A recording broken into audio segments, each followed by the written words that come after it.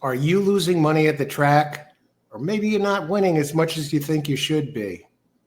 Or are you just losing all the time? Well, sit tight. I have the video for you.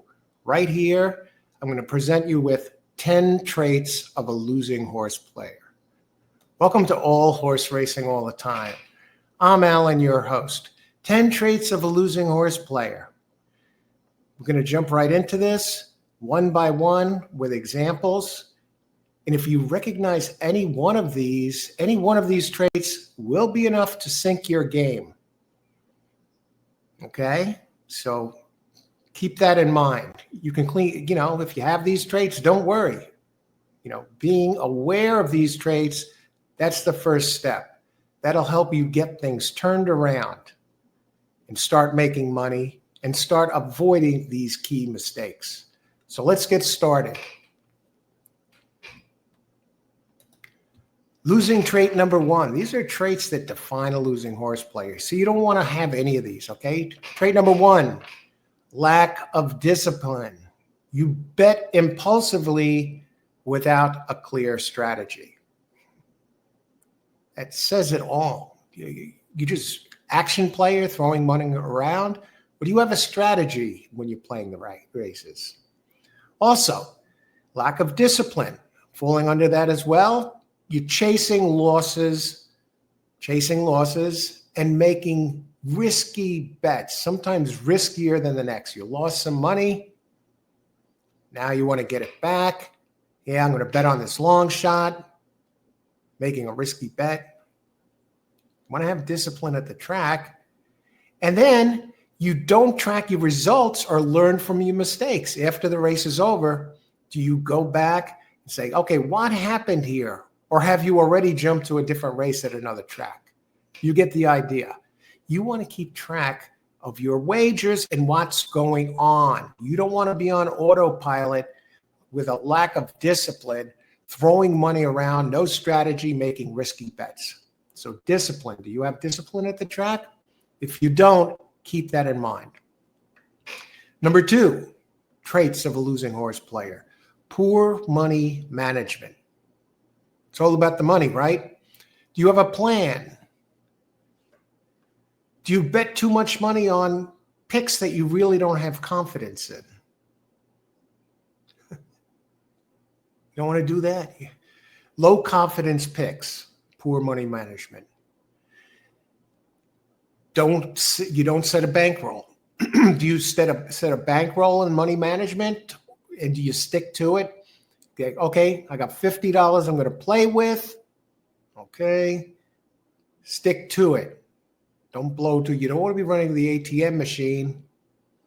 And also, poor money management, you fail to adjust bet sizes based on your edge or risk. A higher risk bet, you're 20 to 1 shot. You're not going to put the same amount of win money on it as you would maybe a 2 to 1 shot, because number one, the 20 to 1 will return plenty for a lower bet. So you want to size your bets, you adjust your bet sizes. But here under the money management, that bankroll in mind. Okay, set the bankroll and stick to it. Don't put a lot of money on horses you don't have confidence in. Number three, traits of a losing horse player.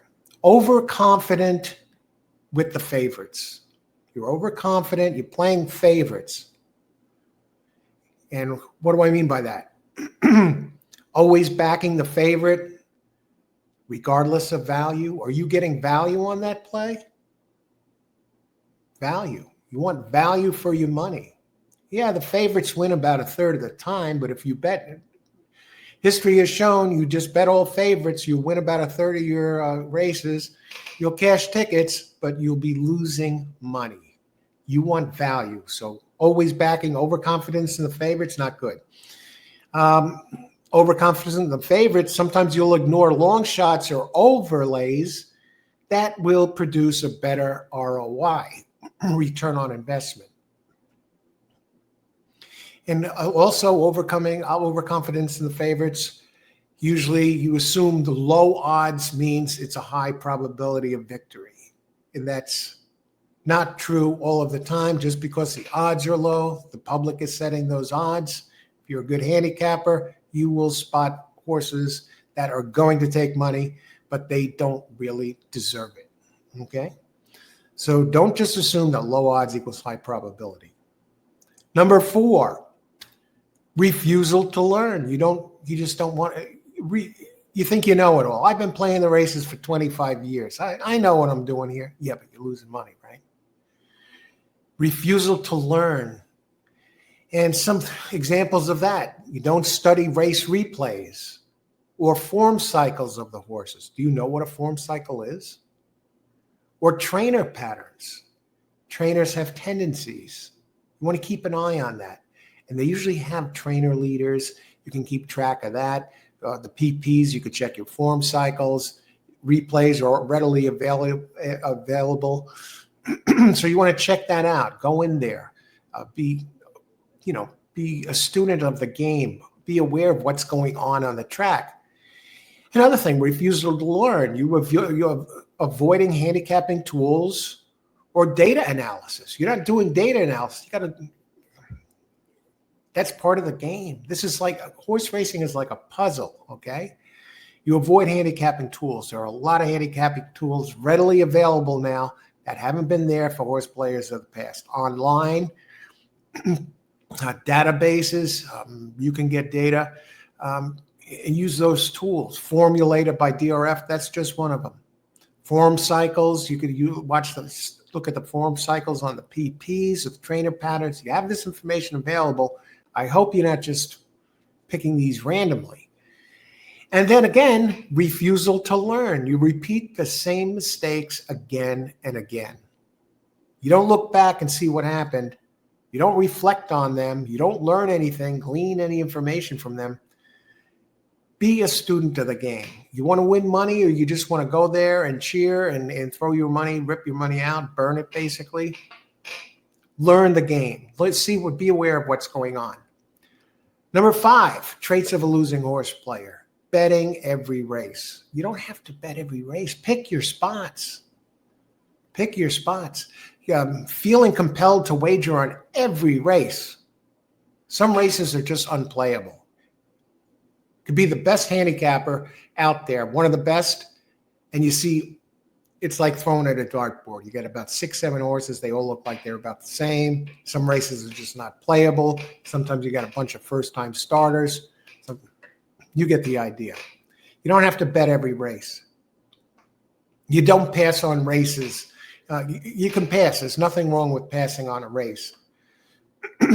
So be sure you have a handle on that race when you're playing it. You don't have to bet every race. That's what a losing player does.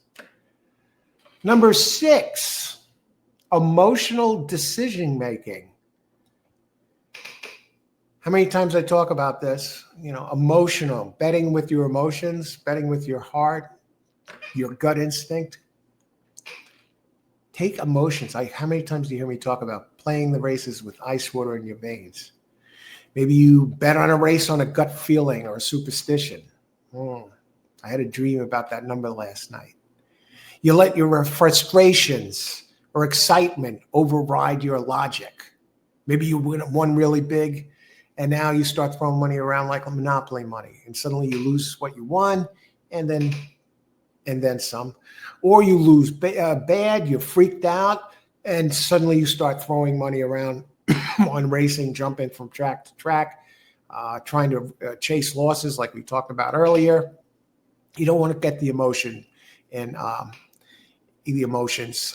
keep your emotions in check, and especially after a bad loss, sit out a couple of races. Maybe take the rest of the day off. Don't go on, tilt, overdrive to get your money back after a bad beat. Now you're walking around with a red face like a strawberry because you're so pissed off. This should not be part of the game of a winning player. Okay, that's a losing player. They're being dragged around by their emotions. All right. So emotional decision making. You don't want to do that when you're playing the races. Avoid that. Number 7, ignoring value. Look for value in the races, okay? I mean value that you're getting a fair return on your money. Sometimes you just want to pick a winner. You're like, oh, okay, I'm going to go with the favorite, or I'm going to go with this horse. Look for the value horses out there. Maybe you see a 5-to-1 shot that's about the same, has the same chance of winning as a 2-to-1 shot. And maybe you're just going to play a win bet or on that race, or whatever the bet is going to be. You know, the horse that's 5-to-1 is a better value than the one that's 2-to-1 if you think they both have the same shot of winning. So you don't understand the odds versus probability. The odds, again, this goes back to what I was just saying now. That's 7-to-1 versus the 7-to-1, or 5-to-1 versus the 2-to-1. They both have the same chance of winning. Handicapping comes into play. Look at that. Look for the value horse. Doesn't even have to be a win bet. It can be a place, even an exacta play. Look for the value. Make sure you're getting fair value. Have an idea what kind of money you want back for what you put into this bet. And then also, you don't want to, miss overlays. Value. Look at the overlays. 5-to-1, you think that horse should also, you see a horse that you think has a 50-50 chance of winning, should be 5-to-2, and he's out there at 6-to-1. Watch for those overlays. And, maybe you underestimate the risk of a horse. Risk, ignoring value. Keep value. Return on investment. Don't ignore the value, number 7. Number 8, lack of preparation. Well, starters, you don't handicap before the races start or before you get to the track. Look at me. I'm out there handicapping 5 in the morning, okay? I've handicapped it. I got tracks out there right now running. I can't stress this enough. You want to have intimate knowledge of every race on the card. If you're playing one track or whatever track you're playing, you want to handicap them before the track or before you sit down, before the scratches are announced, because you want to make your adjustments before the scratches. You want to be prepared in advance. Lack of preparation. Now, another one, you're relying on tip sheets or the public handicappers on TV or the newspaper. It's fine to take a look at that and see what everybody else thinks. But relying on that, on the tips from others without doing the analysis yourself, don't blindly play who the experts, quote unquote, experts pick. Blindly. Look them over. Put in the work. Goes to the preparation. You handicap the races in advance, right? That's why sometimes if you're prepared and you see the guy on TV saying this horse, you hear what he says, you're not going to say, oh, he likes this horse. Maybe my horse isn't good. Now, you might say, if you did the work in advance analysis, say, no, he's dead wrong. I see that horse is not going to do anything. So don't rely on tips from others without doing analysis yourself. And you want to be prepared, and that means make sure that you fully understand race conditions, the track conditions, class levels. Are they moving up and down? It makes a big difference, class level, especially in turf races, but all races. Class is king. If a horse has been running in a higher class and he's dropping, why is he dropping? Is he injured? Whatever. But still, he was in this higher class, so he's a higher class of horse than the others that are in here right now. You got to understand class and the conditions of the track. Now, number 9 so be prepared. Number 9, superstition. You a superstitious horse player. These are signs of losing horse players. Superstition over strategy. I'm playing my birthday today. I'm playing the gray horse. I'm playing my aunt's birthday. Using lucky numbers, colors. I always like the colors of the silks, whatever. I had a dream about this horse. Superstitions and strategy. You don't want to be that type of player where you play that way. Maybe you're superstitious this way. You hate a certain jockey or you hate a certain horse.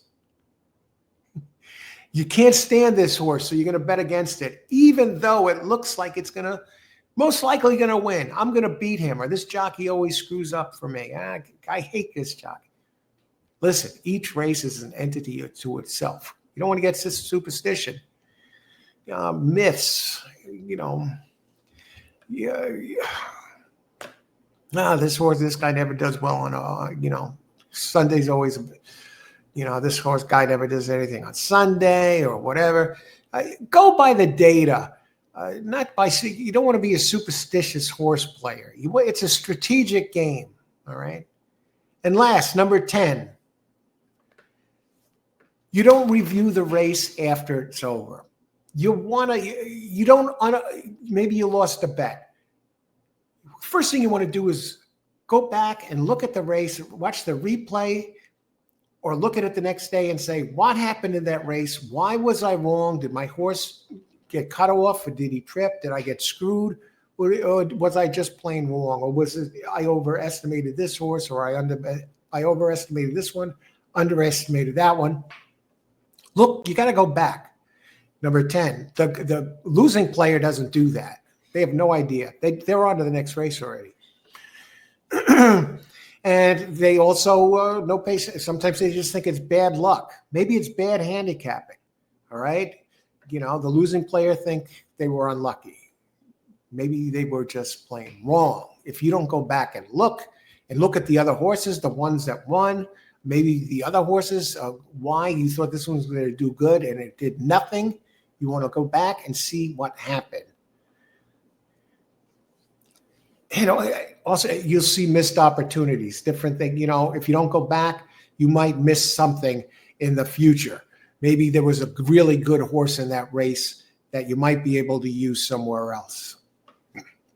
So that's why it's important to go back. So there you have it. If you're doing some of these things, any of these things, maybe you want to go back and rewatch this, and maybe you want to write some of these things down so you keep aware of it. But the beauty of it here is I presented these to you, okay? So if you're aware of it, that's the first step. Then you can turn around and correct things going forward and start winning money. Maybe you say, I got 8 of these 10 things under control. Well, even those other 2, brush up on those other 2. Maybe you get too emotional. The emotions aren't in check. Maybe you're not sticking to your bankroll. That could be enough to sink you. I mean, even if you got the other ones all down, got a handle on them. So there's always room for improvement. One of the steps was the losing horse player is not continually learning, keeping up with the game. What's going on with the trainers? You get the idea. So go back. Maybe you want to watch this again. Maybe your friends are losing horse play. You want to share it with them, or help them out, get them out of the hole. So that's the beauty of horse racing, though. It's an ongoing learning experience, and it's a lot of fun. And if you keep these things in mind when you're playing the races, trust me on this, your game will improve. Any of these traits you have, or keep abreast of, keep an eye on. If you see you start slipping, you'll improve your game. Do you have any traits of a losing horse player? Because I gave you just 10 here, but I think these are 10 important ones that you really want to have under control. So if you have any others, list them in the comments area down below. I want to thank you for watching. Let's win some money at the races. Have fun. No bad traits. You want to be a winning player. Best of luck. And remember, may the horse be with you.